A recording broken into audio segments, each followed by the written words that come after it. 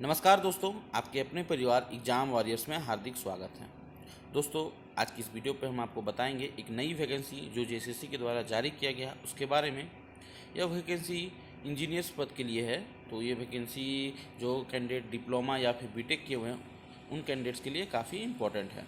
तो दोस्तों, वीडियो को शुरू से अंत तक देखिएगा। मैं आपको इसमें जो भी एलिजिबिलिटी क्राइटेरिया है, एज क्राइटेरिया है या फिर क्या इसका सिलेबस है, फॉर्म कब से भराएगा, वो सारा कुछ मैं आपको इस वीडियो पे बताऊंगा।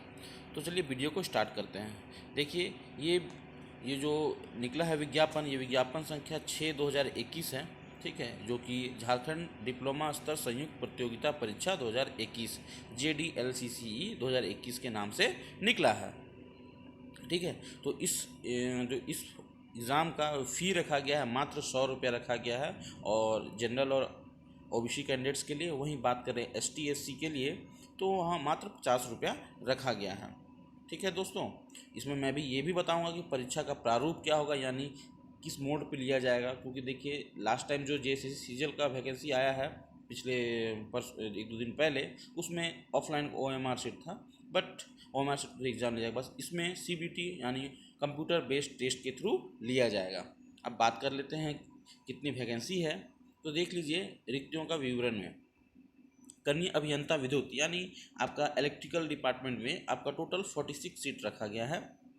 ठीक है, 19 जनरल कैंडिडेट के लिए, अनुसूचित जाति के लिए 12, अनुसूचित जाति के लिए 5, अत्यंत पिछड़ी के लिए 3, और इसमें OBC 1 OBC 2 के 3 वैकेंसी रखा गया है। ठीक है, और आर्थिक रूप से कमजोर यानी EWS कैंडिडेट के लिए 4 वैकेंसी रखा गया है। उसी तरह बात कर लेते हैं कन्या अभियंता असैनिक की। ठीक है, ये तो इसमें टोटल वैकेंसी है 188, जिसमें से अनारक्षित 77 रखा गया है। अनुसूचित जाति के लिए, जनजाति के लिए 51 रखा गया है। वहीं एक पद आदिम जनजाति के लिए रखा गया है। बात करें अनुसूचित जाति की तो 20, अत्यंत पिछड़े वर्ग 1 के लिए 15 और 2 के लिए 6 रखा गया है, और आर्थिक रूप से कमजोर यानी EWS के लिए 19 रखा गया है। वहीं बात करें कन्या अभियंता यांत्रिक के लिए तो अनारक्षित 21 सीट रखा गया है, अनुसूचित जनजाति के लिए 13, वही अनुसूचित जाति के लिए 5, OBC 1 के लिए 4 और OBC 2 के लिए 3। बात कर ले EWS कैंडिडेट के लिए 5। टोटल जो नंबर ऑफ सीट्स है वो 51 रखा गया है। इसका फेरबदल किया जा सकता है, समय पे कुछ भी हो सकता है। ठीक है, बात कर ले पे स्केल की, तो सबकी पे स्केल कॉमन है। लेवल 6 में ये रिक्रूटमेंट है, जिसका पे स्केल है जो 35,400 से 1,12,400 रुपये। ठीक है, इसके लिए एजुकेशन क्वालिफिकेशन के क्या रिक्वायरमेंट है तो वो देख लीजिए। आप मान्यता प्राप्त विश्वविद्यालय संस्थान से विद्युत में डिप्लोमा यानी डिप्लोमा किए हुए हैं आप इलेक्ट्रिकल से, तो आप इस फॉर्म के लिए एलिजिबल है। या फिर उससे संबंधित, जैसे कि जो इलेक्ट्रिकल से बीटेक किए हुए हैं, फिर इलेक्ट्रॉनिक ट्रिपल से बीटेक किए हुए, वो भी इस फॉर्म को अप्लाई कर सकते हैं। यानी जो तकनीकी योग्यता आधारित, मतलब इससे रिलेटेड जो भी है, इलेक्ट्रिकल रिलेटेड जो भी, जिससे भी आपने बीटेक किया या फिर डिप्लोमा किया है, तो आप ये फॉर्म भर सकते हैं। बात कर लें इसमें तो कन्या अभियंता असैनिक यानी सिविल में, तो इसका भी सेम पे स्केल है। और आप अगर डिप्लोमा किए हैं सिविल से या फिर बीटेक किए हुए हैं सिविल से, तो आप इस फॉर्म को अप्लाई कर सकते हैं। वहीं बात कर ले मैकेनिकल यानी यांत्रिक के लिए, तो सेम चीज़ इसमें भी है, पे स्केल रखा गया है। और अगर आप बीटेक या डिप्लोमा किए हुए हैं मैकेनिकल इंजीनियरिंग से, तो आप इस फॉर्म को अप्लाई कर सकते हैं। कंडीशन ये है कि जब तक आप फॉर्म को आवेदन भर रहे हैं तब तक आपका न्यूनतम जो आपका एजुकेशन क्वालिफिकेशन है वो आपका होना चाहिए। ठीक है, देखिए इसमें भी वही कंडीशन है, वही कैंडिडेट से अप्लाई कर सकते हैं जो अपने मैट्रिक 10वीं कक्षा झारखंड राज्य से कोई मान्यता प्राप्त से आपने पास किया है तो। ठीक है, बाकी मेडिकल कोटा भी इसमें है। ठीक है, जो आप प्रीवियस था वही सेम कुछ सेम है। ठीक है, मेडिकल कोटा भी अवेलेबल है। बात करें एज क्राइटेरिया की, तो न्यूनतम एज 18 साल और मैक्सिमम एज 35 जनरल के लिए, OBC के लिए 37 साल, महिला OBC के लिए 38 साल। वहीं बात करें ST SC के लिए तो वो 40 साल रखा गया है। ठीक है, इसका डेट का जो रेफरेंस डेट रखा गया है, जो वो रखा गया 25/1/2016, यानी 25/1/2016 के तारीख से अगर आपका ये डेट हो रहा है, आप एलिजिबल है। ठीक है, तो ये हो गया एज क्राइटेरिया के बारे में। ठीक है। तो यहाँ पे आपका क्लियर है। यहाँ पे आपको अपना अगर जनरल कैंडिडेट तो फिर भी आपको रेसिडेंशियल शो करना होगा। अगर आप ओबीसी कैंडिडेट तो आपको रेसिडेंशियल कास्ट सर्टिफिकेट वगैरह सारा कुछ शो करना होगा। ठीक है। तो ये है आपका। ऐसा नहीं है कि अगर आप जनरल से भर रहे तो आपको यहाँ का रेसिडेंशियल शो नहीं करना पड़ेगा, आपको यहाँ का रेसिडेंशियल शो करना ही पड़ेगा। ठीक है। अब चलिए बात कर लेते हैं हम उसके बाद एग्ज़ाम कैसा होगा। तो एग्ज़ाम हमेरा ऑनलाइन फॉर्मेट में होगा। ठीक है। ऑनलाइन तरीके से एग्ज़ाम होगा। सीबीटी कंप्यूटर बेस्ड टेस्ट होगा। तो तैयार रहिए कंप्यूटर बेस्ड टेस्ट के लिए। और ये काफ़ी अच्छा है, जो कैंडिडेट्स डिप्लोमा बीटेक है वो के लिए कोई दिक्कत की बात नहीं है।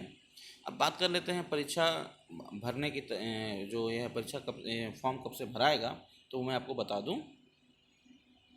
तो आप ये फॉर्म है 23 तारीख से 23/1/2023 जनवरी 2022 के 11 बजे सुबह से 22/2/2022 तक आप भर सकते हैं। मध्य रात्रि तक ये फॉर्म भर सकते हैं। वहीं बात करें परीक्षा शुल्क की, तो परीक्षा शुल्क 25/2/2022 तक आप भर सकते हैं।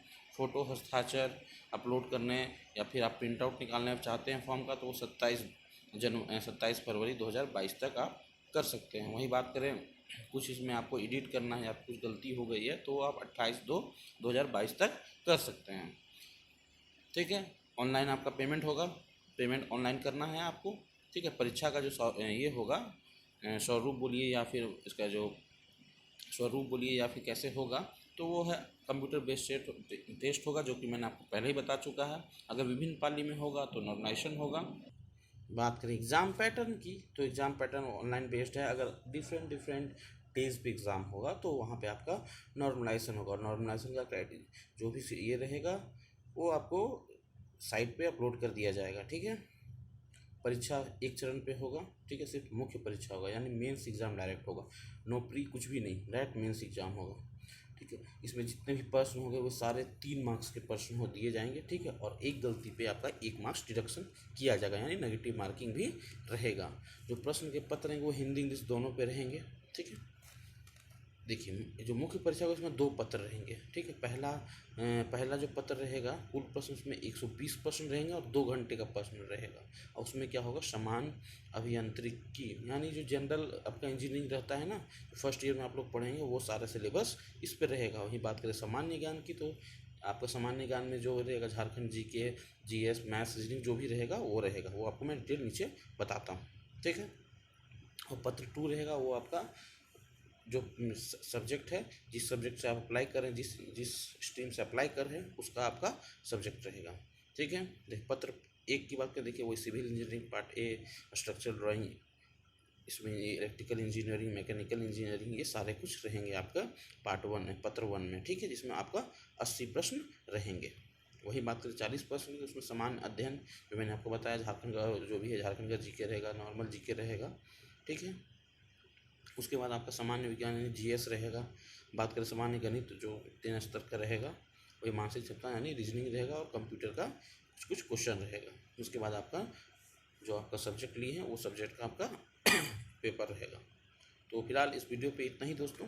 अगर आपको कुछ भी डाउट होता है मुझे कमेंट कीजिए, मैं आपको ज़रूर हेल्प करूँगा। धन्यवाद।